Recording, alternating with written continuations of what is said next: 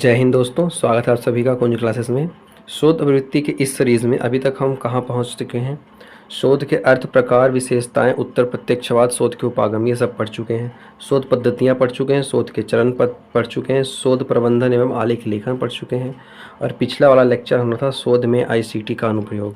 आज हम पढ़ने वाले हैं शोध में नैतिकता, रिसर्च एथिक्स। तो चलिए आइए, लाइक शेयर सब्सक्राइब इन सब की बकवास लास्ट में होगी। आप सब होशियार हैं, वैसा भी कर देंगे। क्लास स्टार्ट करते हैं। शोध नैतिकता, रिसर्च एथिक्स। शोध नैतिकता उन नियमों, सिद्धांतों और मूल्यों का समूह है जो यह सुनिश्चित करते हैं कि शोध कार्य ईमानदारी, पारदर्शिता और नैतिक मर्यादाओं के अंतर्गत हों। देखिए साथियों, सीधा सा मतलब, पहले नैतिकता का मतलब समझ लेते हैं। तो सब लोगों को पता ही होगा, पर फिर भी मैं थोड़ा सा बता देता हूँ।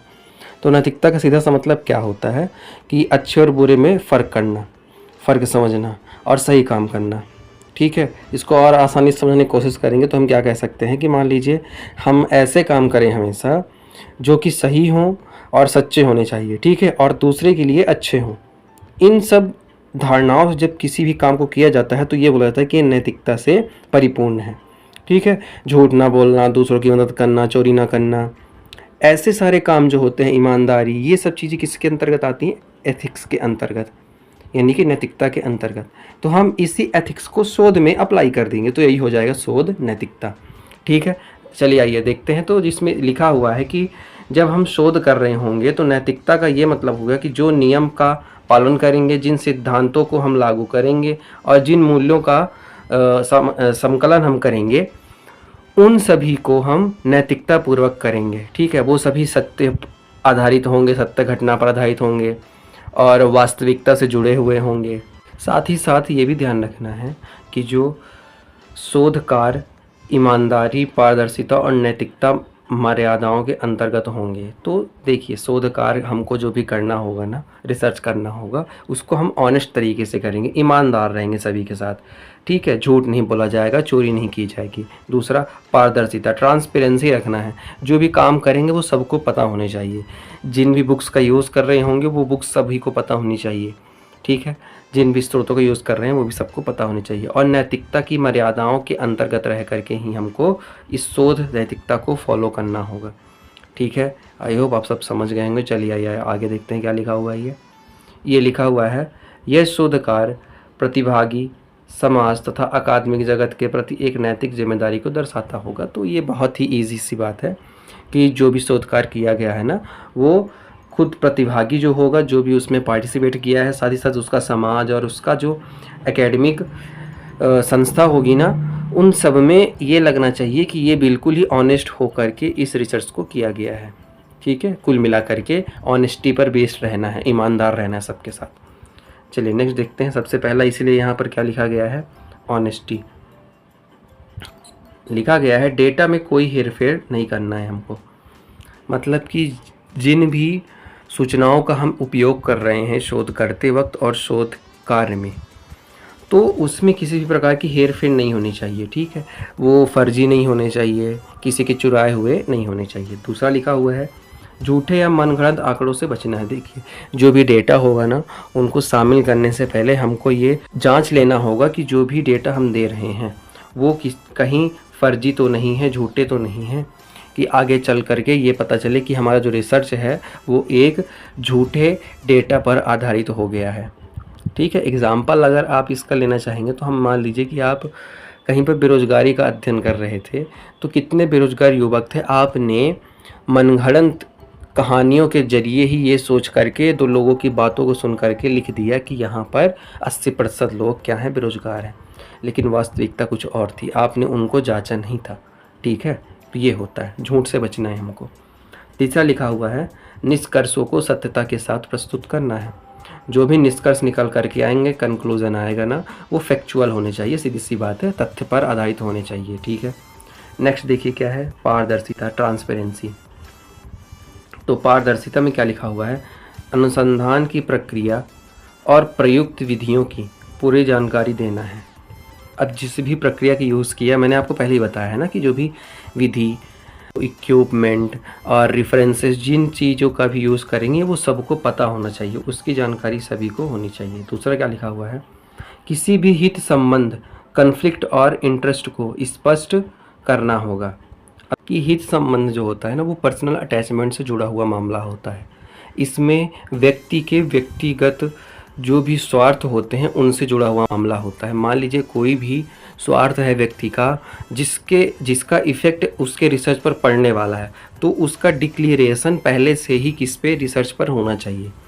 रिसर्च में ये मांग पहले से ही होती है कि मान लीजिए आपके हित संबंध जुड़े हुए हैं इस रिसर्च से।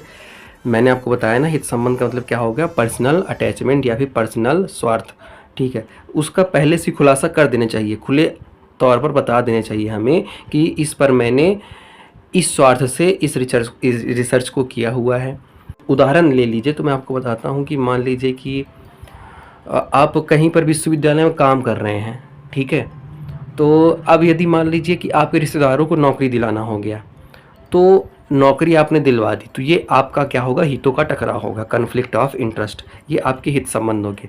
तो इसको, ये सब चीज़ें सबको पता होनी चाहिए, ठीक है, छुपी हुई नहीं होनी चाहिए, नहीं तो ये पारदर्शिता को क्या करता है, इफेक्ट कर रहा होता है, ठीक है।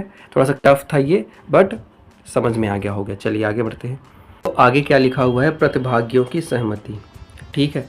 अब देखिए जो भी सहयोग होंगे, सहयोगकर्ता होंगे आपके, उनके पहले से ही उद्देश्य क्या होनी चाहिए, देखिए पहले से उद्देश्य स्पष्ट होने चाहिए कि उनको क्या करना है आपके शोध कार्य में, उनको कहाँ पर शामिल करना है, कौन सा काम होगा उनका, ठीक है। और शामिल करने से पहले ही उनसे स्पष्ट अनुमति ले लेना है, ठीक है। प्रत्यक्ष रूप से कागजी कार्यवाही में उनकी अनुमति ले लेना है कि आप हमारे शोध कार्य में शामिल हो रहे हैं। ध्यान रखिएगा, इन प्रतिभागियों को हम क्या रखेंगे, गोपनीय रखेंगे। जब तक उनकी खुद की अनुमति ना हो तब तक हम उनको गोपनीय रखेंगे, और यदि वो अनुमति देते हैं कि उनका नाम मेंशन करना है, तब हम आप उनका नाम मेंशन कर सकते हैं, ठीक है।